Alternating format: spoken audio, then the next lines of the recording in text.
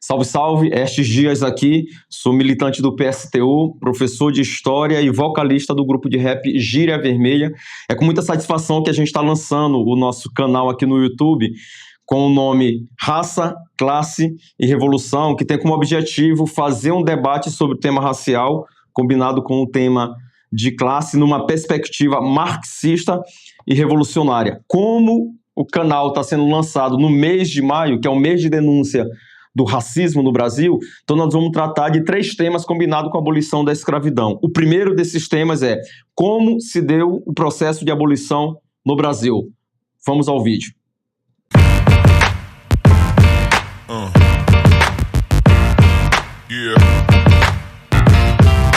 Então, camaradas, para entender, em nossa opinião, a abolição da escravidão em nosso país, é necessário fazer um recorte histórico que vai de 1850, com a aprovação da Lei Eusébio de Queiroz, que pôs fim ao tráfico internacional de escravos, até 1888, quando é aprovada a Lei Áurea, que põe fim definitivamente à escravidão em nosso país. Esse é um dos períodos mais importantes da nossa história, um dos períodos mais traumáticos e mais dramáticos da história do Brasil. Costuma-se imaginar que os senhores de escravos, após a aprovação da Lei Eusébio de Queiroz, chegou à conclusão de que a abolição da escravidão seria uma questão de tempo e, portanto, ele vai criando as condições para ir abolindo de maneira lenta, gradual e segura a escravidão sem correr nenhum risco. Essa é uma versão da história que é muito equivocada e que nega todo o processo contraditório que aconteceu por baixo. Mas também tem uma outra visão, muito simplista, economicista, que atribui à Inglaterra todo o protagonismo no processo de abolição da escravidão em nosso país. A Inglaterra, então, teria o desejo de inundar o mercado do nosso país com seus produtos industrializados, e a escravidão aparecia como um grande obstáculo a isso. Portanto, aí a burguesia inglesa vai declarar guerra contra a escravidão no Brasil. Isso aí também é um outro mito. É verdade que a Inglaterra exerceu uma pressão muito forte e teve uma importância sim nesse processo, mas isso não explica tudo. Até porque quando o parlamento inglês vota o fim do tráfico internacional de escravos, é em função de uma pressão abolicionista que acontece no interior do próprio país e contra a maioria da burguesia inglesa, inclusive. A burguesia inglesa não tinha nenhum problema com a escravidão aqui dentro do nosso país. Ela investia pesadamente na infraestrutura urbana para escoar os produtos agrícolas que eram produzidos, sabe por que tipo de trabalho? Pelo trabalho escravo. E sabe quem que transportava esses produtos? As companhias inglesas. Ou seja, você fecha os portos ao tráfico internacional, mas você abre esses mesmos portos para exportar produtos agrícolas feitas por mão escravas e transportadas pelas companhias inglesas. Ou seja, entre a ética, a moral, os direitos humanos e o lucro para a burguesia de qualquer parte do mundo, inclusive a burguesia inglesa, prevalece o lucro, evidentemente. Agora, é óbvio que com o fim do tráfico internacional, tem mudanças importantes aqui em nosso país, o que provoca um tráfico interno. Primeiro, dentro da própria região sudeste, que era a região mais próspera, se transformou na região mais próspera economicamente do nosso país, enquanto o Nordeste estava decadente. As fazendas pequenas e médias começam a abastecer as grandes fazendas de café, ali do Vale do Paraíba, ali no Oeste Paulista. Lembrando que o Brasil passou a ser o maior produtor de café do mundo e o café passou a ser o principal produto de exportação do nosso país. Portanto, essa região ganha um protagonismo muito, mas muito grande. E depois desse tráfico que acontece no interior da própria região sudeste, você tem o tráfico interprovincial. Ou seja, os senhores de escravos da economia decadente do Nordeste começam a vender os escravos para a região sudeste. Agora é preciso responder uma pergunta. Por que estava diminuindo a quantidade de escravos na região sudeste? Foi só porque cessou o tráfico internacional? Era porque havia já um processo de abolição da escravidão? Não, em função de um genocídio. A expectativa de vida dos nossos antepassados, à época, era de aproximadamente 50 anos de idade. A proporção do número de escravos do sexo masculino para o número de escravas era muito grande, portanto, a reprodução interna da população escrava ela era cada vez menor, morria mais do que nascia. Tanto é que no período que vai de 1871, que é o ano de aprovação da Lei do Ventre Livre, que a gente vai tratar mais à frente, até 1885, que é o ano de aprovação da Lei do Sexagenário, praticamente 500 mil de escravos foram dizimados em nosso país. Havia um genocídio em nosso país. Mas tem um outro acontecimento que talvez seja mais importante, inclusive, que foi a guerra contra o Paraguai, não a guerra do Paraguai. Como está muito bem documentado nesse livro aqui, do nosso camarada Ronald Leon Nunes, A Guerra contra o Paraguai em Debate. Quem tinha que ir para a guerra eram os senhores de escravos. Porque os escravos não poderiam se armar, e muito menos compor o exército, muito menos fazer parte do exército. Os senhores de escravos ali abriram mão dos seus brios patrióticos, tipo hoje, Brasil acima de todos. Muito pelo contrário, quem substituiu os seus senhores foi justamente os escravos, que substituiu também os seus parentes. A guerra contra o Paraguai foi o maior massacre da América do Sul. Apenas 5% da população masculina do Paraguai ficaram vivas depois desse massacre, impulsionado pela Inglaterra, que organizou a Tríplice Aliança Brasil, Uruguai e Argentina e invadiram o Paraguai. Mas também essa guerra cumpriu um papel genocida, já pensando no processo de embranquecimento do país. Quem foi para a linha de frente da Guerra do Paraguai foram os escravos.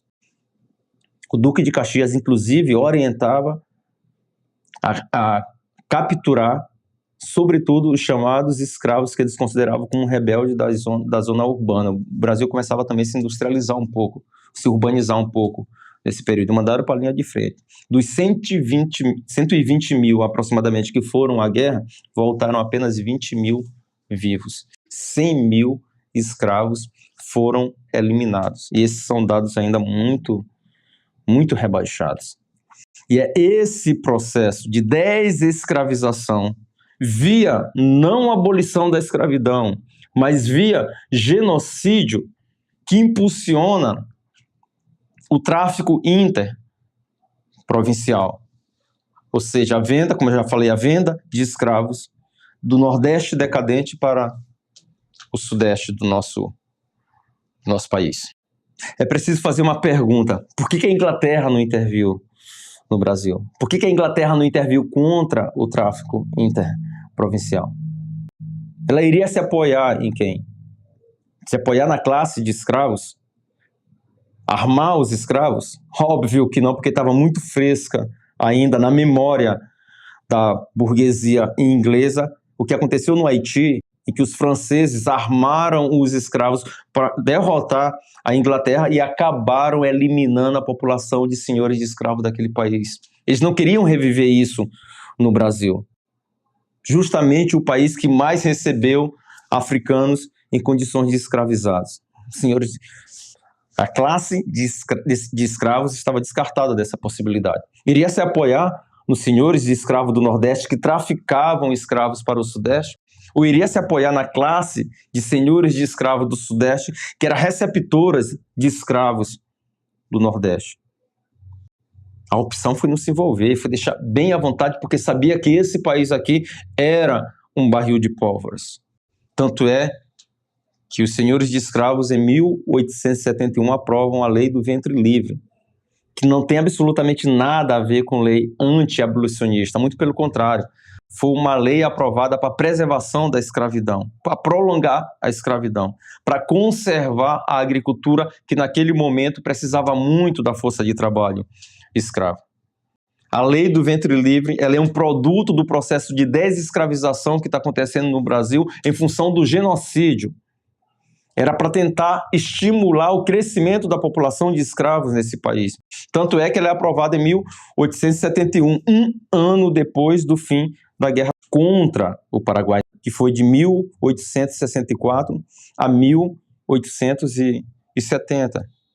Nesse contexto, incentivavam as mulheres negras a engravidar, a ter filhos, proibiam a separação de casais escravos, ou seja, a venda de casais de maneira separada, com o objetivo de preservar a família africana. A primeira vez no Brasil em que o Estado tem uma preocupação com a preservação das famílias negras, não por um sentimento humanitário, mas com a preocupação da reprodução de escravos para a preservação da agricultura brasileira.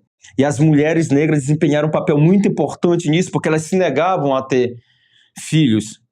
Se negavam a ter filhos para que os filhos não tivessem o mesmo destino que elas tiveram, que os seus maridos tinham, que os seus irmãos tinham, que os seus pais tinham, que os seus avós tinham. Por isso que elas recorriam a vários métodos de práticas de aborto. Por isso o Estado foi obrigado a estimular com que essas mulheres engravidassem e tivessem filho. Mas não só isso, a lei do ventre livre previa também que os senhores de escravos teriam duas opções: poderiam entregar o que eles chamavam de gentil ao Estado, ou poderia criar a criança a partir dos 8 anos de idade até os 21 anos de idade. Não criar, explorar. E para isso ainda recebia um subsídio do Estado. Isso mesmo.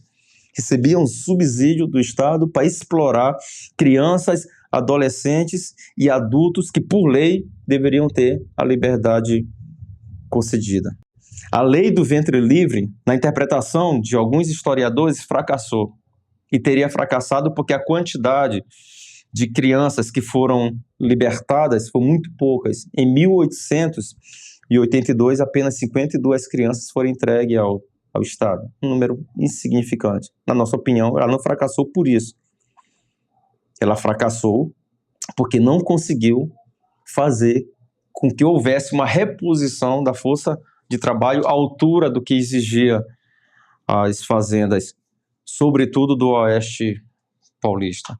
Ou seja, a gente não tem que estar entendendo a realidade a partir das leis, mas a gente precisa entender as leis a partir da realidade, sobretudo porque a realidade também vai se impondo. E ela começou a se impor também, porque começou a haver, em função desse processo de desescravização via genocídio, a vinda do imigrante europeu para o nosso país. Até porque, naquela altura, era mais barato, era mais lucrativo trazer o trabalhador europeu para as fazendas, subsidiado pelo Estado, do que manter a escravocracia. Então, há esse processo, já inicia-se um processo de transição e também com outro projeto político por trás disso, que é o genocídio negro, e é a tentativa de embranquecer o país, já que o darwinismo social, a eugenia já estava muito forte em nosso país nesse período também. E é nesse contexto que a escravocracia percebe que é mais lucrativo nesse momento, e para eles o lucro está acima de tudo, que eles vão começar a aprovar uma série de leis proibindo o tráfico interprovincial. A escravocracia do Sudeste já dominava o aparato estatal em todo o país. E vão criando essas leis e proíbe o tráfico interprovincial.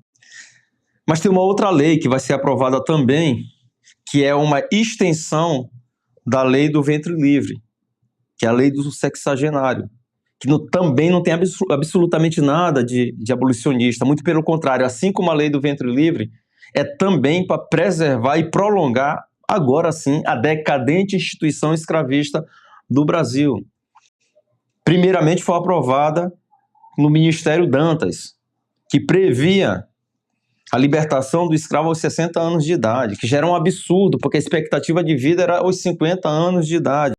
A escravocracia desse país achou que era pouco, chiou, derrubou o Ministério Dantas, criou um novo ministério, dirigido pelo Reaça Barão de Cotegipe, e que propuseram, através da lei do sexagenário, que o indivíduo, ao completar 60 anos de idade, deveria trabalhar por mais 3 ou 5 anos para indenizar o senhor de escravo. Isso mesmo. Se alguém foi indenizado com a abolição da escravidão nesse país, se alguém foi reparado, foram os senhores de escravo, foram aqueles que escravizaram. E por que nós falamos que é uma extensão da lei do ventre livre? Por que nós falamos que é uma lei para prolongar a decadente instituição escrava em nosso país? Porque se o indivíduo nasceu antes da aprovação da lei do ventre livre, que é do dia 28 de setembro de 1871, ele não estaria livre. Não estaria livre, porque a lei previa a liberdade daqueles indivíduos que nasciam a partir dessa data. Por isso que é o nome, lei do ventre livre. Portanto, esse indivíduo só iria poder adquirir a emancipação aos 65 anos de idade. Ou seja, se essas duas leis prevalecessem, a combinação entre elas, nós teríamos escravidão no Brasil até 1936 ou 1933. E por que foi abolida em 1888? É importante a gente entender isso, porque já estava uma crise muito profunda em nosso país. Depois da guerra contra o Paraguai, parte do exército se colocou contra a escravidão. Batalhões se negavam a recapturar os escravos. Inclusive, muitas das vezes invadiam as fazendas para libertar os escravos. Romperam Dom Pedro II. A igreja também havia rompido com Dom Pedro II, inclusive quando iniciou a guerra contra o Paraguai, porque a igreja católica orientou que os católicos não deveriam mais frequentar a maçonaria, e Dom Pedro II era maçom. Perdeu o apoio do exército, perdeu o apoio da igreja. Os escravos estavam se achando mais conscientes ainda, e, portanto, aumentou as rebeliões, sobretudo na região do Vale do Paraíba. As rebeliões escravas eram constantes, não só rebeliões, insurreições nas fazendas. Havia uma crise econômica muito pesada em nosso país. Então havia todo um clima para o surgimento de um movimento abolicionista popular por baixo e revolucionário, que a Emília Viotti chama de abolicionismo anônimo, que primava pela ação direta. Mesmo os escravos, sendo uma minoria já nesse momento, conseguiram se articular com outros setores das camadas sociais urbanas, que também viam no latifúndio, que viam na escravidão um obstáculo tanto para a sua inserção social, como também para a sua ascensão social. E estavam dispostos, como a própria Emília Viotti fala, a qualquer custo, a acabar com o latifúndio e com a escravidão em nosso país. É diante dessa situação que surge um abolicionista, digamos assim, como a Emília fala, reformista, parlamentar, sobretudo aqui na região do Nordeste, que é uma grande contradição, porque a maior parte dos escravos estava na região Sudeste. E surge um movimento por dentro da institucionalidade aqui na região Nordeste, com grandes intelectuais como André Rebouças e como Joaquim Nabuco, que tinha trânsito entre o parlamento inglês, era orientado pelo parlamento inglês, e que chegou a falar com todas as palavras. Vou ler aqui para vocês. Isso aqui é o Joaquim Nabuco. É no parlamento e não nas fazendas ou nos quilombos do interior, nem nas ruas e praças das cidades, que há de se ganhar ou perder a causa da liberdade. É um movimento que surge para tentar arrancar das massas populares a luta pela abolição da escravidão em nosso país. E já crescia as insurreições regionais, as insurreições locais, e havia a possibilidade de um movimento insurreicional em nível nacional. Esse era o grande medo da elite brasileira. Esse era o grande medo da Inglaterra. E foi essa possibilidade, ou seja, uma situação pré-insurreicional que se formou em nosso país, que levou a elite, que estava extremamente dividida, a se unir momentaneamente para aprovar a Lei Áurea, para preservar não a escravidão, que já não tinha mais como, mas para preservar o latifúndio, para preservar o regime em nosso país. Ou seja, com a aprovação da Lei Áurea em 13 de maio de 1888, nós antecipamos em 47 anos, ou seja, em quase meio século, a abolição da escravidão em nosso país. Que não foi um feito da Lei Áurea, mas que é resultado desse movimento abolicionista que surge por baixo, revolucionário, dos anônimos, que pouco aparece nos manuais da história e que nós devemos muito a eles. Feita essa transição, e atenção, a Lei Áurea foi uma das leis votadas de maneira mais rápida em nosso país, por isso que só tem 2 parágrafos. Bem diferente do que muita gente pensa, que foi a elite, que foi articulando, muito pelo contrário, foi para tentar impedir um processo insurrecional em nosso país. Aprovada a Lei Áurea, se desfaz esse movimento abolicionista, que foi uma grande frente ampla, reformista, mas as massas continuam mobilizadas em função da sua própria existência, o que vai mais na frente se refletir no massacre do Contestado, no massacre de Canudos, no levante dos marinheiros, na chamada Revolta da Chibata, um nome meio complicado, utilizar revolta, na verdade, é um levante da vacina também, e assim sucessivamente. Ou seja, resumidamente, a Lei Eusébio de Queiroz não representou de imediato uma ameaça à instituição escravista em nosso país. A Inglaterra não foi a grande protagonista da abolição da escravidão em nosso país. A Lei Eusébio de Queiroz, a Lei do Ventre Livre, a Lei do Sexagenário não foram leis abolicionistas. A unidade que se formou por baixo é uma experiência histórica muito importante que nós temos que resgatar, mesmo sabendo que haviam ainda muitos preconceitos raciais que impediu que essa unidade ela fosse mais profunda e mais orgânica. Mas foi esse movimento popular, anônimo e revolucionário que pôs abaixo a escravidão em nosso país. Caso contrário, ela teria se prolongado até a década de 1930.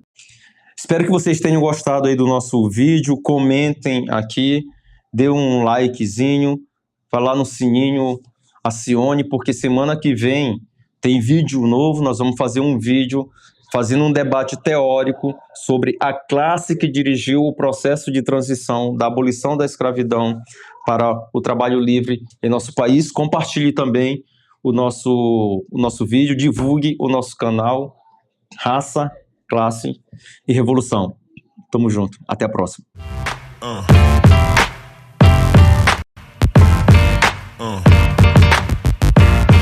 Yeah.